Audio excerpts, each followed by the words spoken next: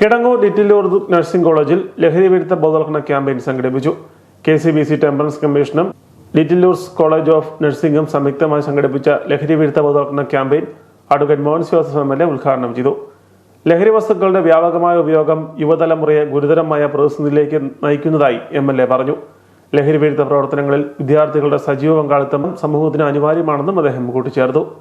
KCBC temperance commission regional director reverend father Jacob വെള്ളമരുന്നെങ്കിൽ അധ്യക്ഷത വഹിച്ചു. Little Lourdes colleges of nursing assistant പ്രൊഫസറും anti narcotic committee ചെയർപേഴ്സണുമായ ജിഷ ജോസ് സ്വാഗതം ആശംസിച്ചു. ആശുപത്രി director reverend sister Sunitha, college principal doctor sister Josina, KCBC temperance commission director reverend father Mathew Kuzhippally, temperance commission president Josman Puzhikkarottu എന്നിവർ ആശംസകൾ അർപ്പിച്ചു. തുടർന്ന് KCBC ടെമ്പറൻസ് കമ്മീഷൻ സംസ്ഥാന സെക്രട്ടറി പ്രസാദ് കുരുവിള ലഹരി വിരുദ്ധ വിഷയത്തിൽ ബോധവൽക്കരണ ക്ലാസ് നയിച്ചു. റീജിയണൽ പ്രസിഡന്റ് തോമസ് കുട്ടി മണക്കുന്നേൽ ലഹരി വിരുദ്ധ പ്രതിജ്ഞ ചൊല്ലിക്കൊടുത്തു.